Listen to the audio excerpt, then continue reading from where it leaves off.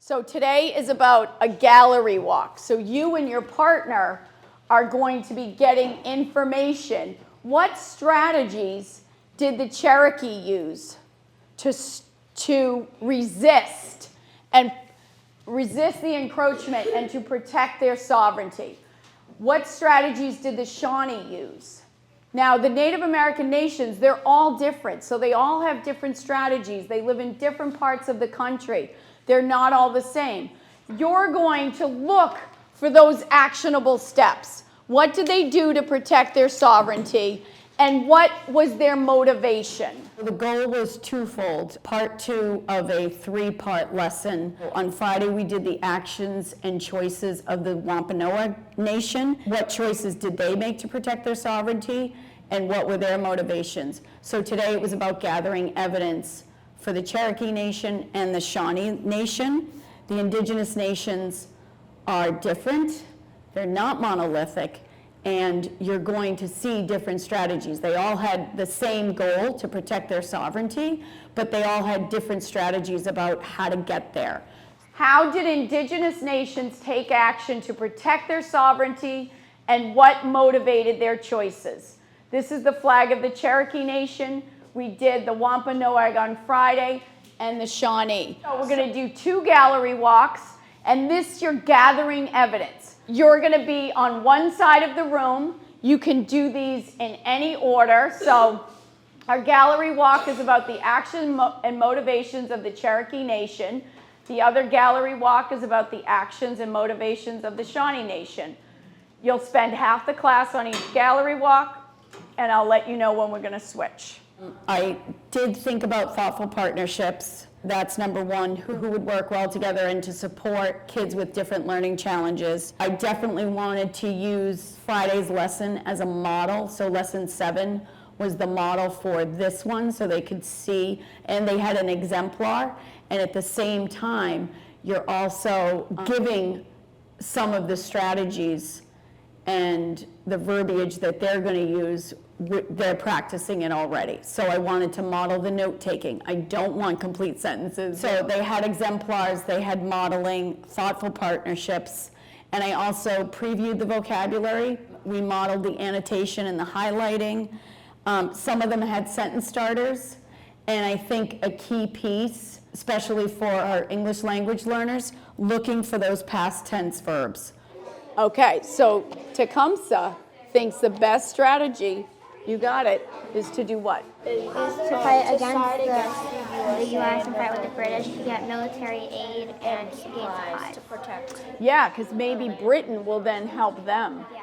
So here we've got developed an alphabet, wrote a constitution, created a newspaper, and try to think about the motivations. Especially for our L learners, our English language learners, looking for those past tense verbs. So you're scanning the text and you're looking for created, wrote, signed, those kinds of things.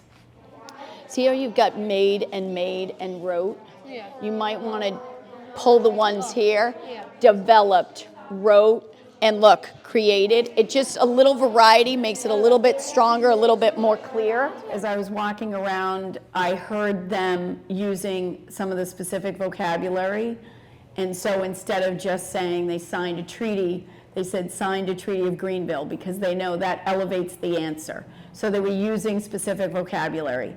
They were trying to incorporate the new vocabulary. So they were trying to use the term assimilate. They were using sovereignty. They were asking, how do you spell that again? And I was trying to get them to cue in on the specific vocabulary.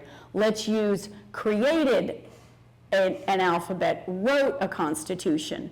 So kind of using those specific terms, and it elevates it, it's a little bit more clear and a little bit more elevated. The other thing that I noticed was the motivation could be a little bit tricky, just kind of asking those leading questions like, why do you think this Native American nation would side with Great Britain? Once you ask those leading questions, then they're like, oh, maybe it's because this. And then you can kind of see them coming to their own conclusions. And they were spot on, so they did a good job.